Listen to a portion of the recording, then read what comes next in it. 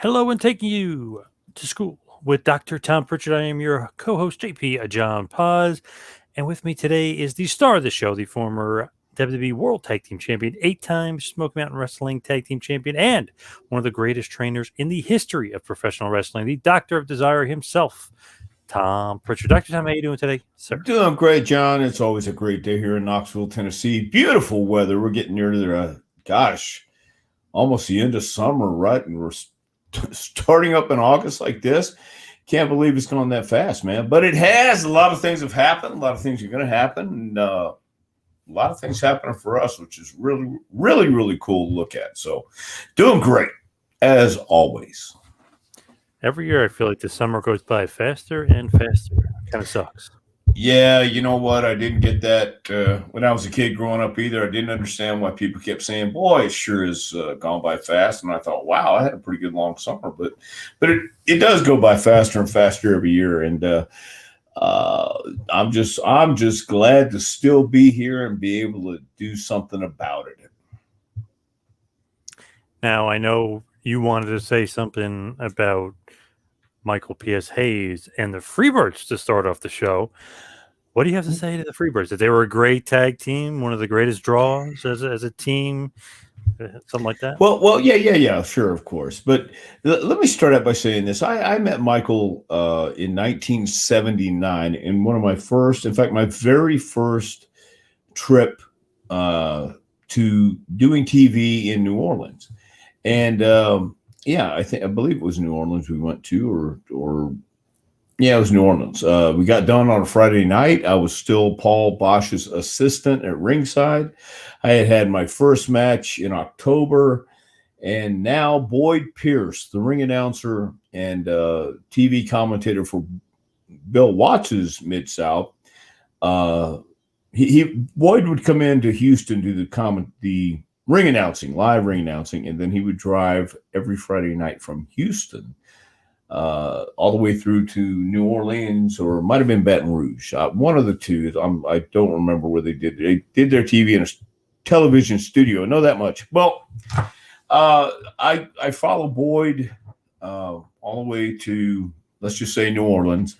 We had an adventure on the way there. I was following Boyd in the left lane, and I see this car coming up really fast behind me, and I get over in the right lane, but this guy keeps speeding right past, and Boyd eventually gets over in the right lane. And as Boyd gets over in the right lane, this car moves to the shoulder and hits a guardrail, skids on its side for about, 10, 15 feet, and then goes over the bridge, over the guardrail.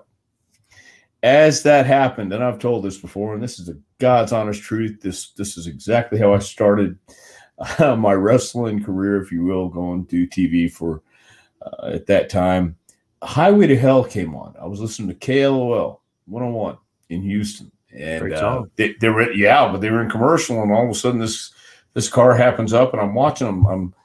I'm paying attention to this, and as soon as he goes over the rail, I mean, this was. You couldn't write it any better. But, da-da-da, da-da-da. And I went, Well, holy Christ. Chills came up my spine and went, is this going to be the way it went? And it was. It was the way it went. But anyway, got to the TV studio that day, and I'm thinking, man, I'm going to have time to, clean up and just get ready. And no, not a lot of time back then. All the guys were arriving. We're there. It's in a really, really cramped office area in the back of the TV studio, and the Freebirds were there. I didn't really know them. Terry Gordy and Michael Hayes, but Bill Watts had them go out and cut promos, and Michael was, I didn't realize Michael was my age. He looked like a pro. He looked like he'd been in for a while, and this was just another part of the country I hadn't been able to see yet.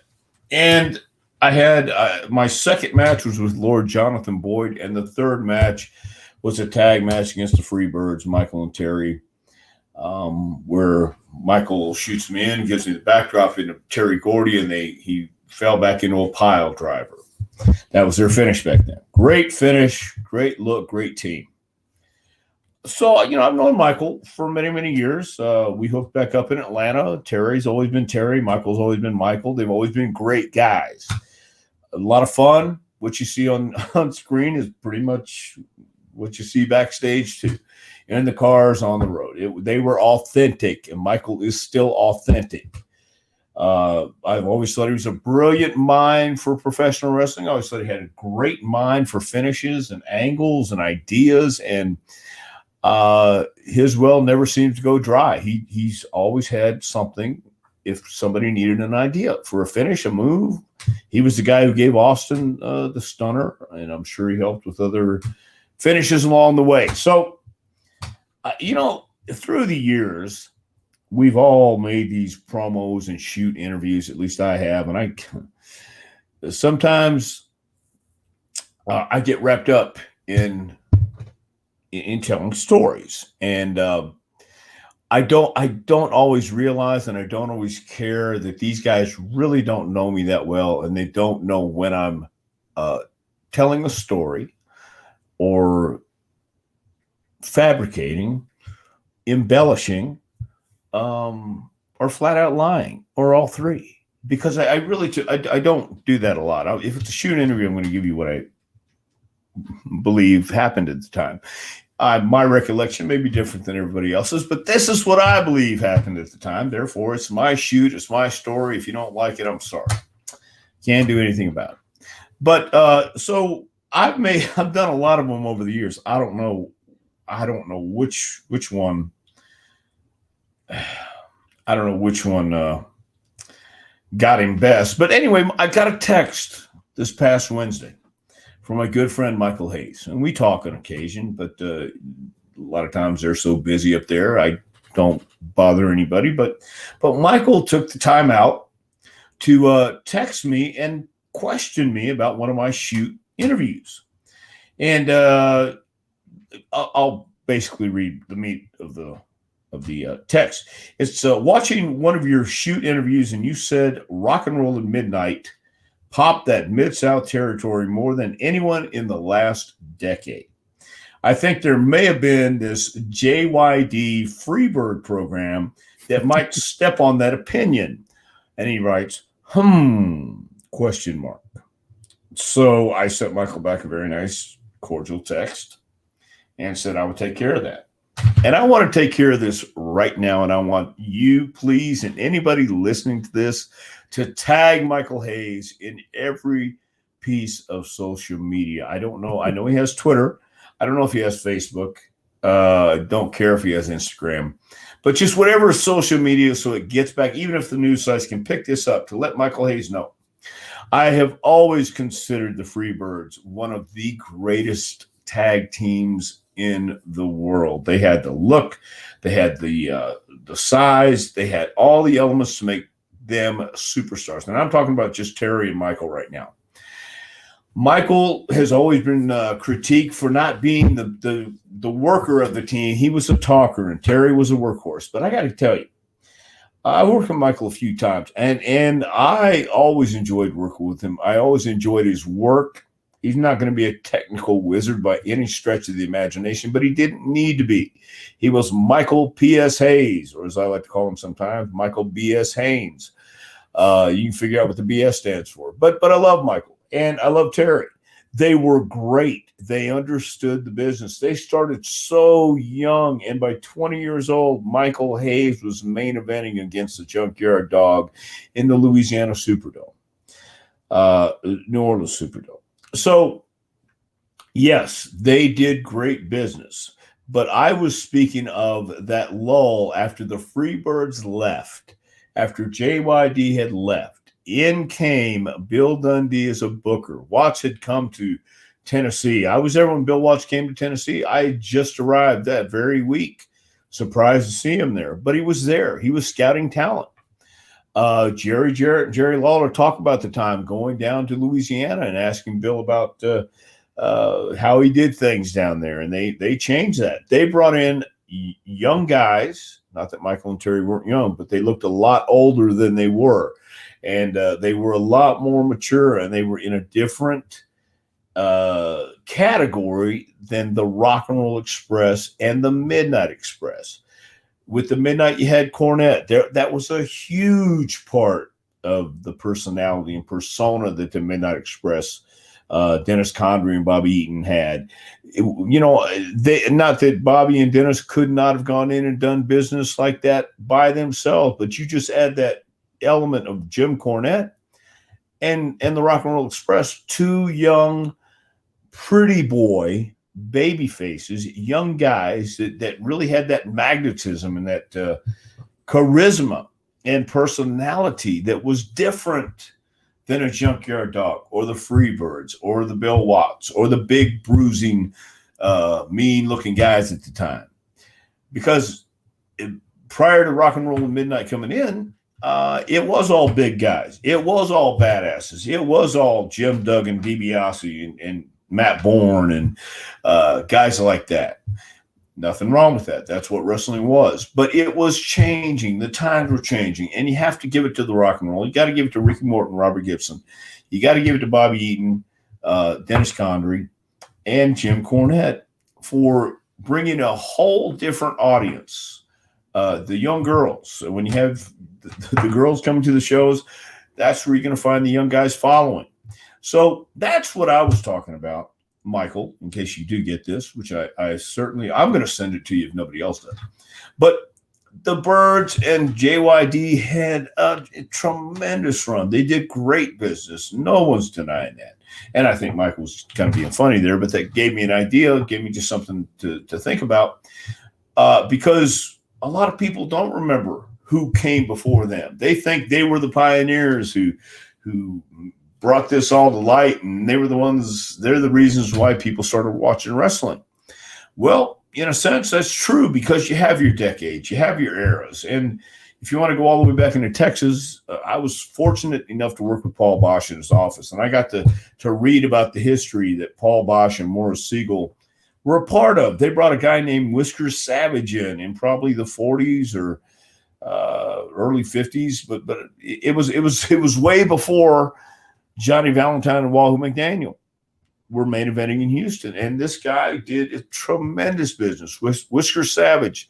And Paul always paid homage to him in his office, always had a huge poster, this first big box office attraction. And of course, when Wahoo and Valentine had their angle in the 70s, and Wahoo and Malenko also in the 70s, Paul paid homage to them too, and declared Wahoo the biggest box office attraction in Houston wrestling. So, and then as time went on, the Freebirds and JYD, and then Midnight and the Rock and Roll. So there's different time periods, but I think it's very important for anybody who wants to be a part of this business. I don't care if it's wrestling, refereeing, announcing, whatever menial task it may be. If you just want to be a part of this business, you do need to find out who came before you. You do need to find out their impact on wrestling. What did they do? What do they have to claim the fame, I guess? And the Freebirds certainly were a unique team. They weren't the first to ever come out to music by any stretch of the imagination. But for that time period, that's what people thought. That's what people interpreted as these guys are different. They're coming out to music. Oh, my God. And it wasn't just any song. It wasn't Pomp and Circumstance. It was Leonard Skinner. It was Free Bird. And just the entrance, the start of the song, and the way they walked to the ring, everything they wore, Michael and Terry, and later on Buddy, they matched. They looked like a team. They were a team. They coordinated as a team. They lived together. They fought together. They did everything together, and it was cohesive, and it was so great because of that. And Michael told me a long time ago, if you're going to be a great tag team, you have to get along, and you got to think alike. You really, really do. There's instinct. There's feeling. There's all these unspoken elements that some don't know about because it's not around today, or they don't realize that what it really does take to go from good to great, or from even being the drizzling shits to good. So the ones who get it will, and the ones who don't No, they never will. You have to have that reference point too. In the Freebirds, if you want to look at guys who had that look, that persona, they wore the robes, they wore the jackets, they wore the matching trunks. Even when they weren't matching trunks, there was something matching. You knew they were a cohesive unit. You knew Terry Gordy and Michael Hayes were really brothers, even though they really weren't. They thought the same thing. So, for once and for all, I will stand by my statement that the Midnight Express, with Jim Cornette in their corner, Bobby Eaton, Dennis Condrey, and the Rock and Roll Express, Ricky Morton, Robert Gibson, had a hell of a run, and they did pop that territory. Maybe it wasn't in a decade, but they did great business. And I remember Paul Bosch actually saying one time when I came back that he was looking over, don't know how the conversation started, but he said, I remember one day saying we might even make $1 million. And he said, after looking over the books these past months, we cleared over $1 million in Houston, Texas. To him, and back then in the 80s, $1 million, I mean, $1 million is still $1 million. But in the 80s, $1 million was incredible. So, you know, those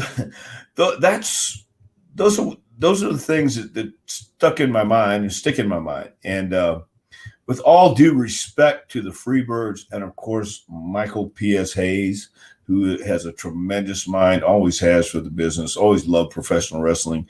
I've met a few people who have his passion, and I believe it's probably maybe this could be a bold statement too, but Michael Hayes' passion could probably be only second to Vince McMahon's passion, because Michael is constantly thinking, constantly working, thinking about new things to do and who he can do them with, and looking for talent, picking out individual mannerisms and little quirks and trying to help talent along. So, Michael, you and Terry had a great run. You, Terry, and Buddy had a great run.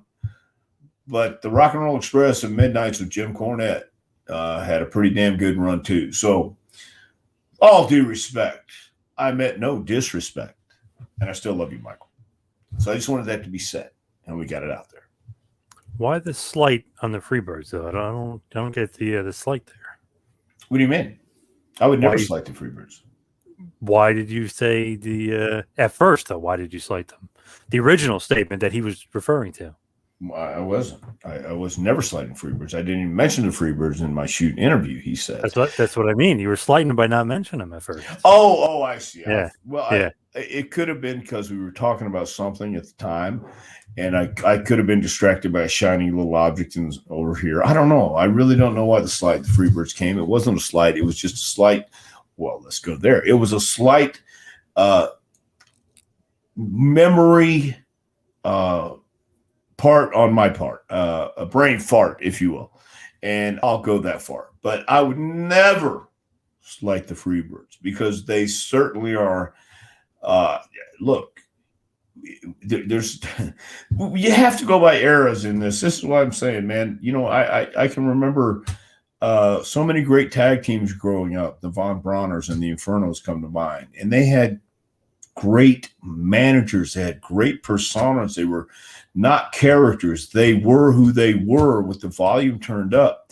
The Freebirds were not characters. They were who they were with the volume turned up. Michael never pretended to be anything he wasn't. Terry was the same way. Terry was a lot of the times the guy that would have to get Michael out of a jam, because that's just Michael. Michael couldn't help himself. He still can't help himself. There's a story. I was not in the room. I was in Atlanta when it happened, but apparently at a restaurant or wherever it was, all the boys were eating someplace. Bob Armstrong is eating, and Michael got up and farted like toward Bob, you know, being a smartass, being Michael. Well, it doesn't take much to learn. You don't mess with Bob Armstrong, especially when he's eating, and especially when he's kind of like he's that guy that hey, how are you? Leave me alone right now. I'm kind of busy. Or hey, how are you? Come on over. And I've seen him in both moods. And Michael didn't care. He just farted right at Bob, and Bob got up, and I could see it happening. I've seen things happen. And Bob just said, "Boy, you dirty son of a bitch," and went after Michael. And Michael backed up and ran out the door. So, that's one of those things that you can't. You either play the game or you don't. And Michael, at that time, being very young and brash and cocksure of himself, didn't care. But he cared when Bob got up because he knew that not a whole lot of people could beat up Bob Armstrong then, or I even dare say at 80 years old, Bob would certainly give you a hell of a time taking him down. And I doubt many people could even then. I could be wrong. But no slight on the Freebirds. I just forgot during the promo. I wasn't even thinking about the era before. We must have been talking about the rock and roll. We must have been talking about Jim Cornette or the Midnight, however it came up. But after I got that out, I wanted to make sure that everybody understood. And I met somebody this weekend who actually listened to our show. Can you believe that? Hard to find these days, I guess. Well, I believe it. Well, that's what I'm saying. So, anyway, I just want to make that clear. Michael Hayes, for what everybody thinks about him, I love him with all my heart. He's been great. I've had a lot of fun with Michael. Done a lot of things with Michael. Went whitewater rafting with Michael, and gosh almighty. I've had a lot of interesting times with Michael Hayes, and I'm so grateful for that. And when he texted me that, I knew what he was trying to do. He was probably sitting there saying, "I'm going to mess with Tom right now," and he did. And I told him I was going on my podcast, our podcast, and I would make sure that I clarified. And he knows what it's called. It's up to him if he really wants to find this whole thing out. If he wants to watch the whole program, which I don't know if he will or not, he wants to shoot an interview for whatever reason. But thanks, Michael. And but I do want to make sure, please, someone tag him on this clip. Someone please tag him on this show. Not just with, "Hey man, this is what to see," but I mean a 30-second or 1 minute. I know you can't go more than one, but on Twitter or Facebook or something, let Michael Hayes know that, yes, I recognize that the Birds and JYD had a hell of an angle. And yes, I recognize at 20 years old, Michael Hayes main evented. 20 years old. You think about that. I don't care how long you've been wrestling. You're still 20 years old. He was wrestling with Terry in Mississippi and around that area, Mobile, and in that area, the Gulf Coast. And all of a sudden you get put in a major program with a major star, with a major promotion. That's a lot on your shoulders, but they pulled it off. They carried it off, and the rest is history. And I just neglected to mention it. How about that, Michael? If you want an apology, okay, I apologize. How about that?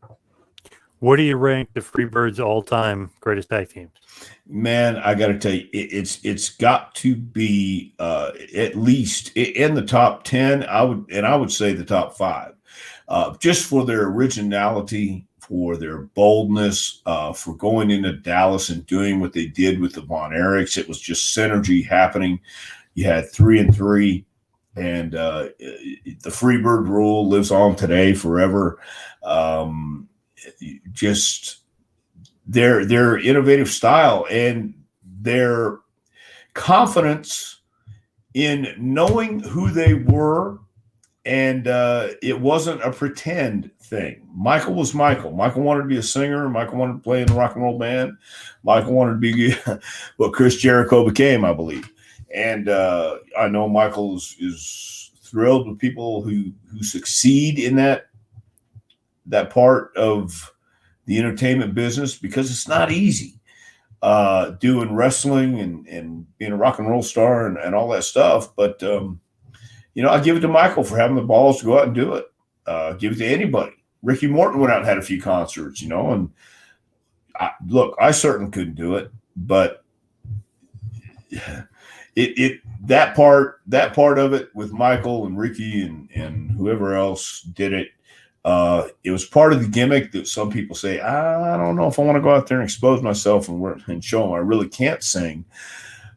But at the same time, I don't think they're worried about how you sang. They just want to see the show on stage and want to see what you did with it. At least that's how I look at it, man.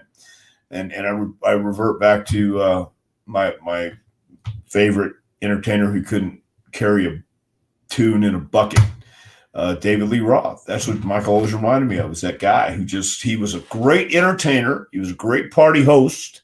He knew the right things to say. He was never at a loss for words. But asking him to sing a song or a couple songs, or maybe do a 2-hour show or whatever it is, that's pushing it. But he did it, and I think that alone says who Michael Hayes is. He's not going to turn down a challenge. He's not going to turn down an opportunity, and his legacy in wrestling will not only be part of a great tag team and being a great psychological storyteller, but he's helped so many young talent and some of the guys, even old talent, even people who needed something new. He's creative in that sense. And so top 5 tag teams for the Freebirds, in my opinion. And I don't even know who would rate number 1. Now, I've heard him sing before. I was at SummerSlam 98, Highway to Hell. Before the actual show starts, he's out there in front of the live crowd, and he's singing Highway to Hell. I thought he did an awesome job. I was into it. I know you probably were there backstage. You're not a fan of him singing, and even great tie into earlier, talking about Highway to Hell. You thought you're, on Highway to Hell. He sung it beautifully. Wait just a second. I never said he couldn't sing. Oh, okay. I didn't say Michael Hayes could. I said David Lee Roth. Okay. And people like that couldn't carry a tune in a bucket. Michael can sing, but Highway to Hell. Are we really going to judge his singing ability on Highway to Hell? Okay, because don't get me wrong. I'm sure Michael and no, Bon Scott didn't. Bon Scott did sing. Yeah. Yep, that's Bon Scott. I was going to say Brennan Johnson was Black and Black, but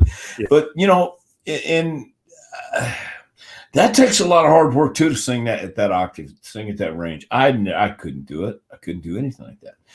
But it takes courage, it takes confidence, and Michael has it. So, not saying that he couldn't sing. He sang at my wedding, by the way. Michael Hayes. Wow. Sang, yes, and I always appreciate that. Without Michael actually drove me.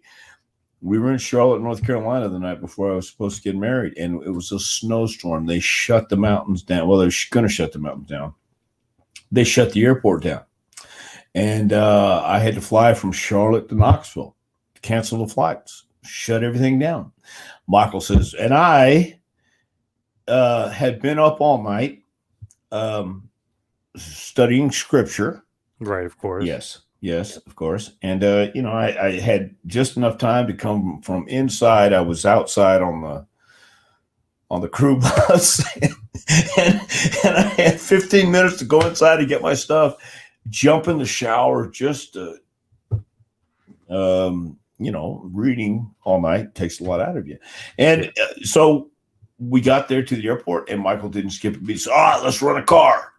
That's Michael, Bruce, and me. And, I don't think Michael had, well, no, Michael went back to the room after he came to our dinner, and because he was sick. But that next morning, he got right up and he said, let's go get a rent car. And Bruce and I had been up for a while, and he gets in, I'm in the front seat, and I start with I'm not touching you, because, that's what we do. But he got me here. He got me to Knoxville. They checked in. I did my deal, and he sang at the wedding. It was an awesome sight. I'll never forget it. My wife will never forget it. It was great. So I have nothing but love for Michael Hayes. He's great. And I wasn't trying to diss the Freebirds.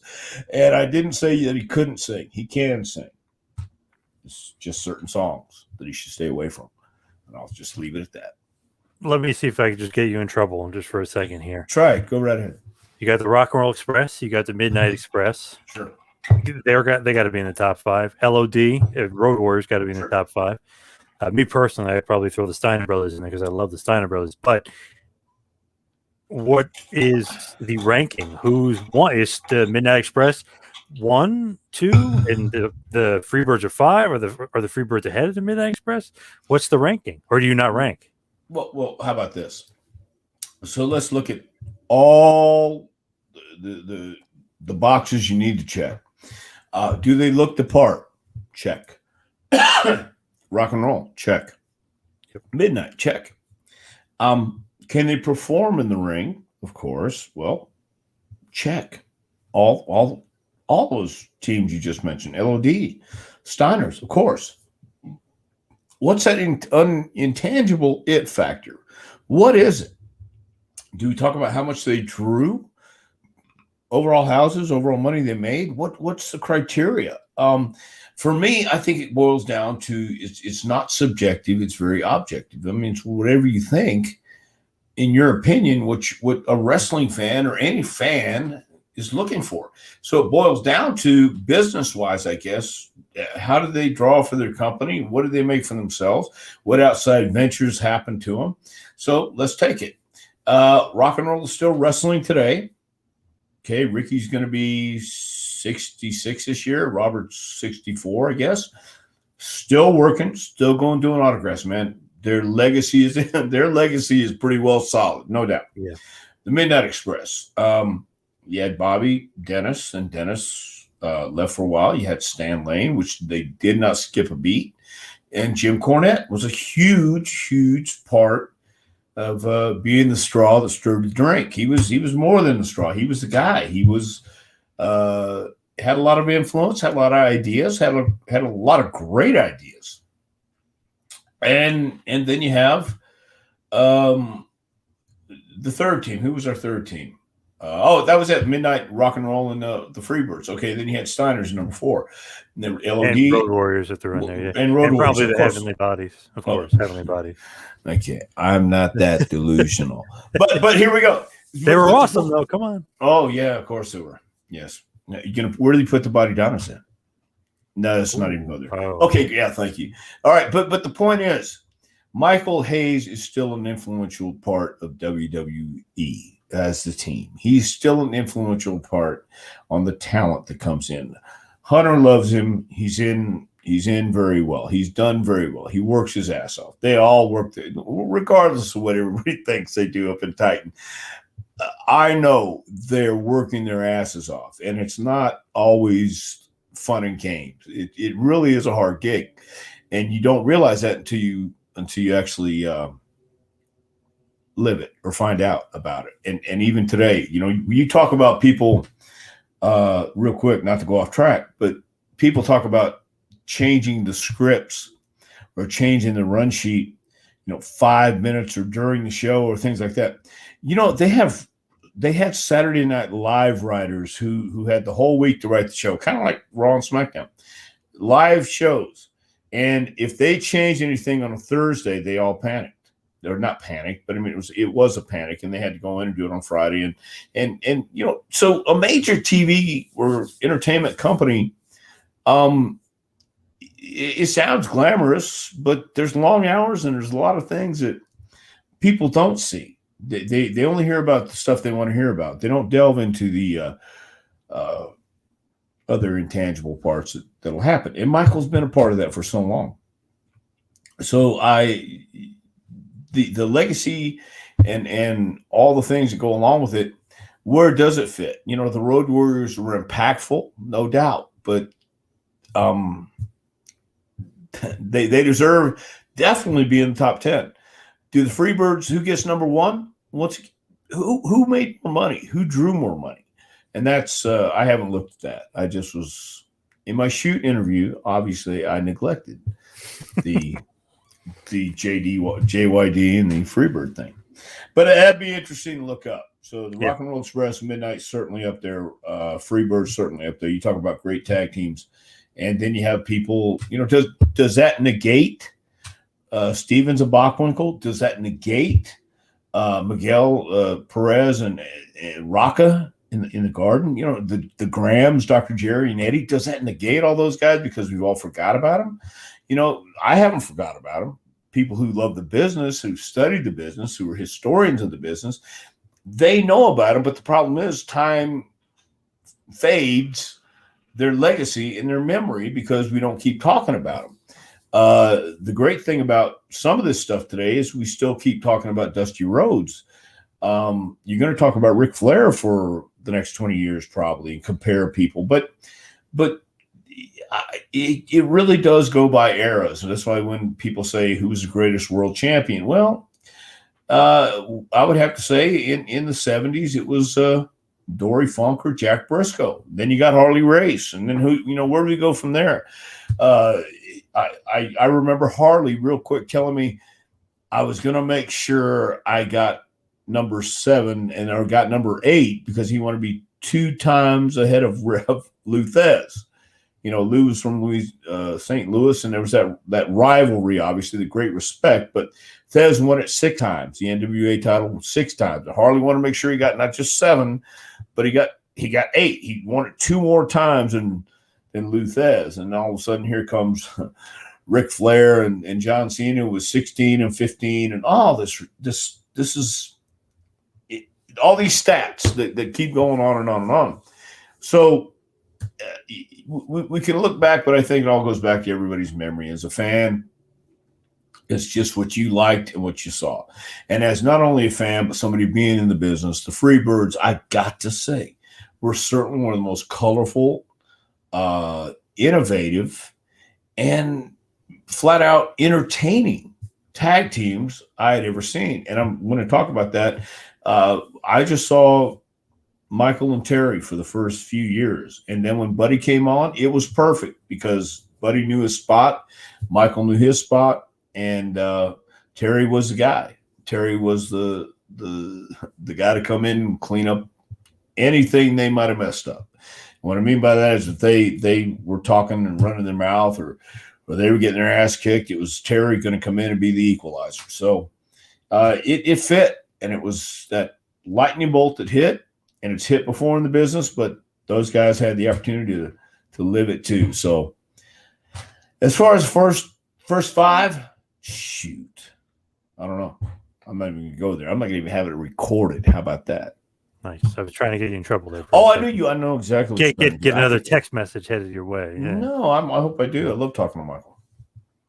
Now, kind of before we wrap things up, I wanted to mention this to you because I was shocked by it. And I think a lot of wrestling fans were shocked by it. You were not shocked by it. The Bray Wyatt release, because you're hard to shock. I think that's partly the reason. But Bray Wyatt gets released by the WWE, and they use the old budget cuts excuse, which I thought was kind of weird, but it covers their ass in case there's really something else there. Hey, we said it was budget cuts, and it could have been budget cuts, even though who the hell knows what the real meaning was. But you weren't surprised that they released him, given that he was such a big star for them and possibly made them a lot of merchandise money. How long ago was it when it was mentioned, and it was all over social media, and someone just mentioned it 2 weeks ago, or whenever it was. I can't keep track of time right now, but the point is, nobody is bigger than the business, or nobody is bigger than WWE, and they're going to make sure nobody is bigger than the company, like a Rock or Austin, or Hunter or Sean or whoever it may be. They're plugging WWE, and when Austin was hot, it was Austin. It was the Rattlesnake. I don't know this for a fact because I'm not there, and I don't ask anybody about their personal meetings or anything like that. I don't want to go down that road. So whatever I say is my own opinion, my own thoughts. I truly believe that sometimes we all get in this box, and nobody else understands when you're traveling from place to place or doing things on a daily basis. Did you see the deal? Did you happen to see the thing? I went down a rabbit hole earlier this week. I had a couple hours, and I went on Facebook. They had a video of John Cena signing pictures, like 3,000 pictures. You saw it, right? Yep. For WrestleMania. Okay. Some people say, well, no, he doesn't sign all those pictures. Yeah, he does. That's the thing. Okay, so you do that one night. Yeah, that's cool. All you got to do is sign pictures. Well, no, not all you have to do. There's a lot of things you have to do, not only when you get to the event, before the event, during the event, after your match, all these things. And some people handle it well, some people don't. So nobody understands what's going on in someone's life. That's why I do my best, and I fall short. I fail so many times, but try to be kind to everyone, because everyone's got something going on. So you just don't know what their issue is. They could be putting up a great front. They could be having some family issues. They could be having some personal issues. They could just be freaking out on a daily basis for no reason and not understand why themselves. You've listened, obviously, we've all heard the Olympic athletes come out about mental illness and all these things that contribute to why they crack, or to why they need to get away. Nobody can understand that pressure until they've actually stepped in that light. And I think the same thing with Bray Wyatt. I've known him since he started training. Great guy, great personality, great sense of humor, but deep. A deeper guy than you would think. He gets it, and I think he not only gets it, but he tries to take it apart and put it back together again, if that makes any sense whatsoever. Let me deconstruct this, and now let me put it back and let me see how it works. Right. And sometimes deep thinker. Yeah. And I don't know anything what's going on in his personal life, and I don't know necessarily the feeling on WWE side, except that the demands of a job like that with Bray Wyatt, who is so popular and was so selling so much stuff, just to do the daily business, the daily duties of being that star when you're in demand, sounds great, sounds glamorous, it sounds wonderful. And in the beginning, no doubt it is. But after a few months, and you haven't been home for a while, and you do have family, and you do have people you care about outside of business. Of course, when you're on the road, that's your life. It is your life. And you have people you care about on the road. You have people you care about everywhere you go. But we don't know what's going on with everybody. We don't know what's going on with anybody we meet unless we lived inside their head, and we can't do that. We don't know who is secretly terrified to get out of their car and not walk in the building because it's just the pressure of having to be something that you're still in your head not sure that you can really pull off. I'm not saying that's Bray Wyatt's thing. I'm just saying I've heard this from other people. I recently had an experience with someone who went to a show. They couldn't get out of their car. And before they text me, they called the promoter inside and said, I can't do this. I can't do this. I'm a nervous wreck. And then they text me after the show was over, by the way. Yeah. So I said, I wish you would have told me when you called this guy, because that wasn't the right thing to do. I could have talked you through it, could have got you through it. But that's what happens to some people. I dealt with it. I understand. I tell people all the time, watch what you put on social media because it will come back to find you. It'll find you. One little thing is all it takes. And it doesn't have to be that bad.